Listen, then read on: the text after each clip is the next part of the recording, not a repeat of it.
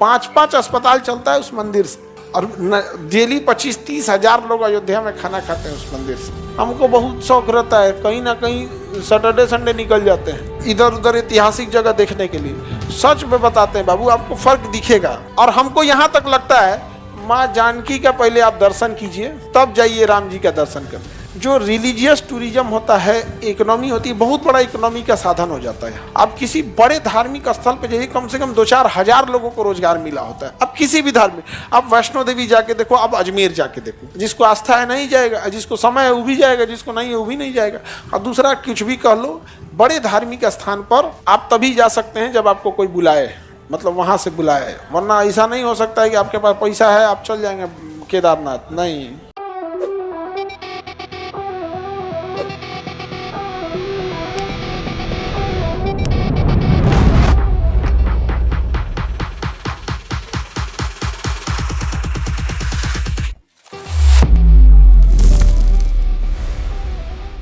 जिस अयोध्या भगवान राम को दर्शन करने के लिए विश्व से लोग आ रहे हैं, और हमारी सीता माँ जानकी मंदिर वैसे ही वीरान पड़ा हुआ है। बाबू हम गए हैं सीतामढ़ी, हमारा मत सिखाओ।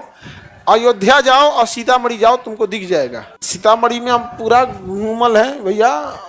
हाँ, अरे बहुते बार गए हैं सीतामढ़ी में हम लोग। यहाँ पे हर जगह सीता, बैजनिया, बाजपची, सुरसन, पुपरी, भूतही, राधाऊ, हर जगह गए हैं लगभग। जो सीतामढ़ी का होगा उसको पता होगा ये सब एरिया। अब बाकी जो नहीं होंगे उनको नहीं। हमको बहुत शौक रहता है, कहीं ना कहीं सैटरडे संडे निकल जाते हैं इधर उधर ऐतिहासिक जगह देखने के लिए। सच में बताते हैं बाबू, आपको फर्क दिखेगा। और जबकि कितना अच्छा होता, और हमको यहाँ तक लगता है माँ जानकी का पहले आप दर्शन कीजिए, तब जाइए राम जी का दर्शन करने। समझ गए कि नहीं? जानकी राम, सीता राम, लक्ष्मी नारायण, राधे कृष्ण।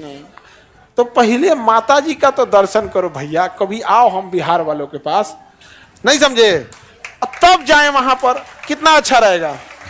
और सरकार ने एक बहुत अच्छा, मोदी जी ने एक सड़क लेकर है, राम जानकी मार्ग, अयोध्या से लेके, और वो कहाँ तक जा रहा है? सीतामढ़ी तक जा रहा है। अयोध्या से जाता है कहाँ तक? सीतामढ़ी तक। वो राम जानकी मार्ग अभी बना नहीं है, काम चालू है, उस पर बड़ा धीमा गति से हो रहा है, जबकि ये सब काम तेज गति से होना चाहिए।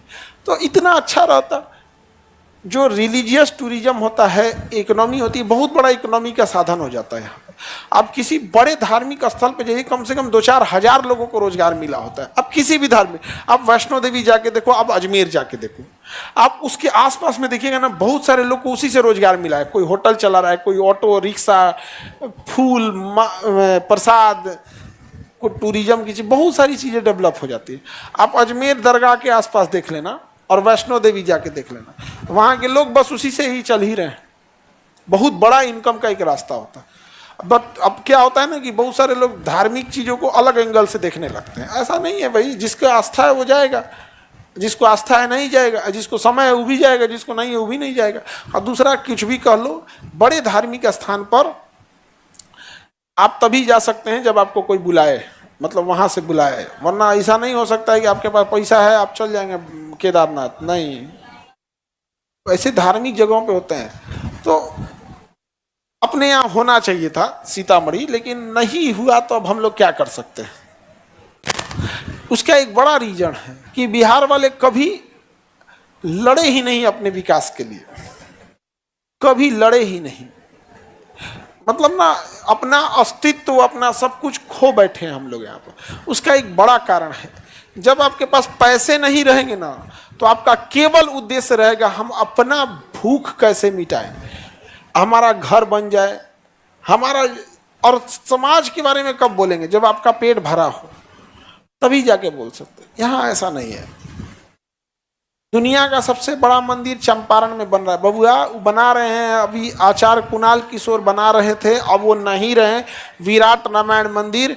और जब हमारी उनसे आखिरी बात हुई थी तो उन्होंने कहा था कि खान सर, बहुत कम लोग जानते थे कि पटना हनुमान मंदिर से पैसा जाता है अयोध्या में अमावा मंदिर में, और वहाँ जो आप खाना खाते हैं राम जी की दर्शन करने के लिए, आप जब खाना खाने के लिए लाइन लगाइएगा, डेली 25-30 हजार लोग खाना खाते हैं, और उस खाने का पैसा पटना हनुमान मंदिर देता है, और आप जब दर्शन करने जाते हैं ना, नैवेद्य प्रसाद खरीदते होंगे, उस प्रसाद का बिल कटता होगा, आप देखते होंगे, उससे 5 अस्पताल चलते हैं, और उसी पैसा से अयोध्या के अमावा मंदिर और वहाँ जो भोजन चलता है वो चलता है। तो उन्होंने हमसे कहा था, हम ये बात बोले थे कि भैया हम गए, हम खुदे खाए हैं वहाँ पे, हम उसी मंदिर में जाके आराम से बिछा के आते हैं, बड़ा अच्छा से खाना देते हैं, 1 रुपया नहीं लेते हैं लोग, आधार कार्ड वगैरह सब लेते हैं। वहाँ जाइएंगे ना तो नाम हम पूछेगा लोग, सब जमा करा के वहाँ पे, तो जब देखता है लोग ऐसे।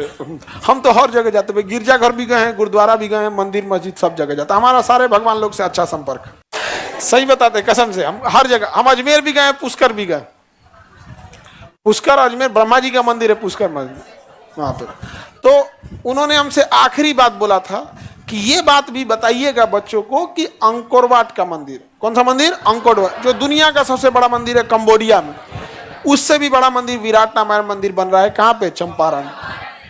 तब तक वो रहे नहीं, हमारी आखिरी बात उनसे यही थी। उनके कुछ ही दिन बाद उनका स्वर्गवास हो गया। और बिहार का दुर्भाग्य है जो उन्हें भारत रत्न नहीं मिला। जब उन्हें पद्मश्री मिला था तो हमारे पास कई जगह से संदेश आया था, सर देखिए बिहार के लिए मिल रहा है ये। हमने उनसे एक लाइन में जवाब दिया था कि भारत रत्न से कम कुछ भी स्वीकार्य नहीं है। और उन्होंने बहुत 5-5 अस्पताल चलता है उस मंदिर से, और डेली 25-30 हजार लोग अयोध्या में खाना खाते हैं उस मंदिर से।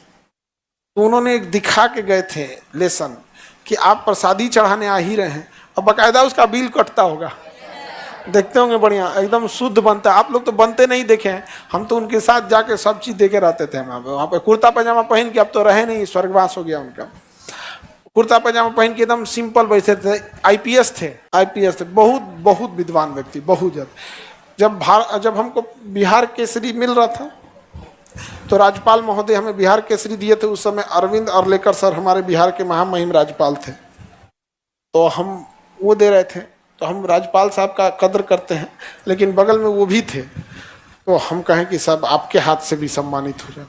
तो हमारा एक साथ वो भी दिए, तो हमको बड़ा खुशी हुआ। अब नहीं रहे वो। आप लोग तो टिकटॉक और इंस्टाग्राम वाली पीढ़ी हो, तुम लोग को क्या पता तुम्हारे लिए क्या किसने किया है। दुर्भाग्य होता है जब तुम लोग को पता रहेगा कि बॉलीवुड में कौन सा नया सॉन्ग आया है, कौन हीरो आया है, कौन नचनिया वायरल हो गई। लेकिन आज की पीढ़ियों को जो तुम्हारे लिए इतना किया वो नहीं पता रहेगा। तुम लोग को ये सब थोड़े ध्यान रहेगा।